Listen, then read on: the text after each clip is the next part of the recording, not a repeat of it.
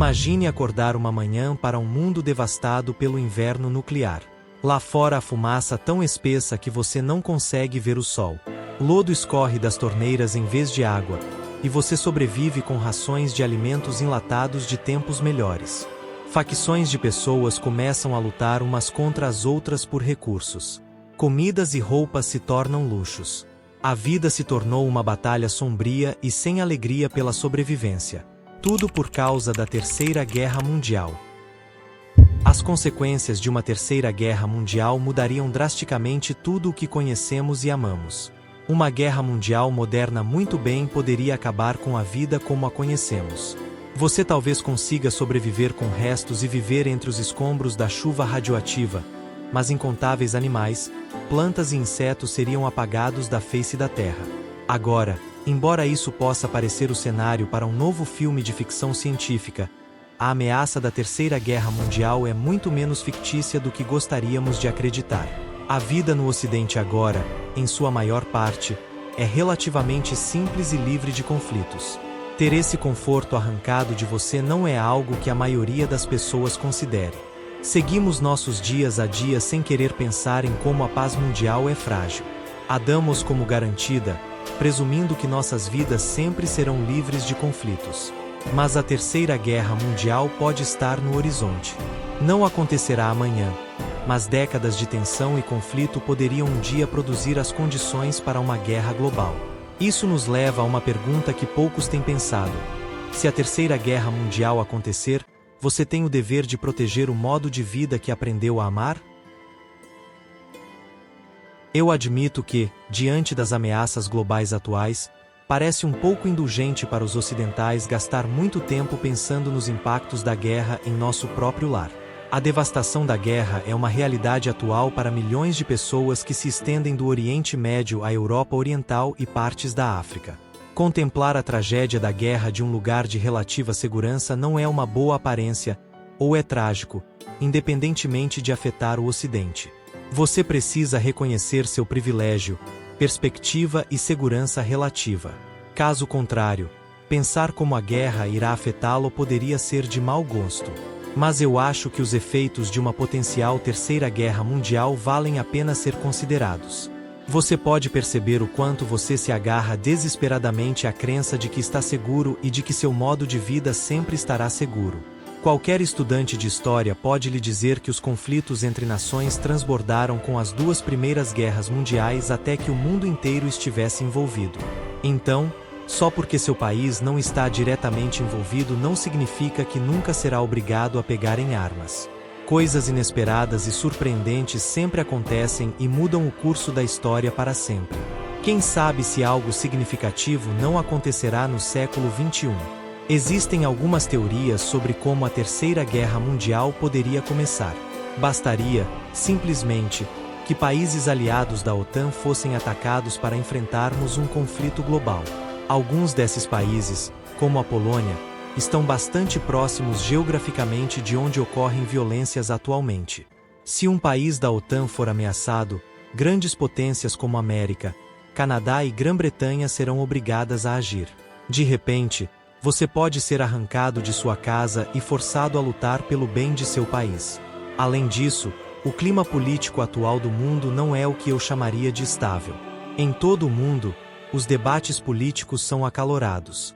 Acho seguro dizer que muitos líderes modernos têm egos enormes e estão mais famintos por poder. Políticos brigam nas mídias sociais e às vezes parece que se importam mais em entreter as massas do que em governá-las adequadamente. Muitos políticos têm grandes seguidores ou admiradores que pendem de cada palavra deles. Em alguns países, protestos contra o governo são ilegais ou mal vistos. É fácil imaginar um cenário onde um conflito global seja desencadeado por uma discussão trivial. O carisma de líderes confiantes poderia inspirar as massas a lutar por suas crenças. Então, imagine se algo sem precedentes acontecesse entre tudo isso e você fosse chamado a pegar em armas e lutar. Você deveria ser esperado para sacrificar sua vida pelo país. Essa é uma pergunta carregada. Se o serviço militar obrigatório fosse implementado e os cidadãos fossem convocados para o serviço militar obrigatório, Posso imaginar muitas pessoas que não concordam com a política de seus líderes evitando o recrutamento ao fugir do país e desertar. Role pelas redes sociais e você verá inúmeras postagens de jovens criticando seus políticos. Não consigo imaginar que essas pessoas levariam o recrutamento de ânimo leve. Lutar por um país cujos ideais você não concorda seria como trair suas próprias crenças. Mas a questão do dever permanece na minha mente. Você deve algo ao seu país? Afinal, é onde você vive, trabalha e paga impostos. Embora você possa não concordar com tudo o que seu governo faz, seu país ainda é o lugar que você chama de lar. Essa ideia de dever desafia o que significa viver em uma sociedade livre e democrática para mim. Em uma democracia, você deveria ter o direito de discordar e se abster de quaisquer conflitos que seu país apoie. Suas liberdades e crenças deveriam ser algo que seu país protege e honra, não importa as circunstâncias. Mesmo que você não se chame de nacionalista, sua cidadania e lealdade não deveriam ser questionadas. Isso é o que viver em um país livre significa. Se esse não for o caso, você pode estar vivendo sob um regime opressor. Conforme a história avança, as ações de nossos países e nossos líderes redefinem nossas identidades nacionais. As identidades nacionais podem mudar ao longo do tempo. É difícil prever ou sentir isso acontecendo no presente, e acho que é algo que só podemos ver com retrospectiva.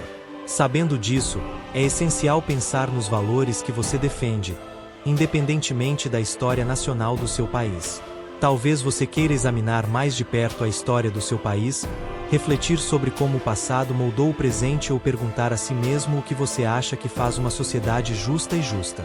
O que você acha que significa ser um bom cidadão? Depois de ter uma ideia clara de sua própria política, compará-las e contrastá-las com as dos políticos que governam você é importante.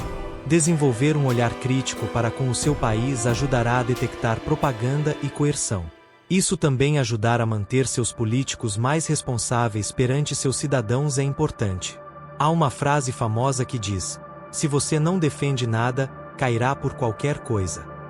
Se a Terceira Guerra Mundial está próxima, você não quer ser vulnerável à manipulação.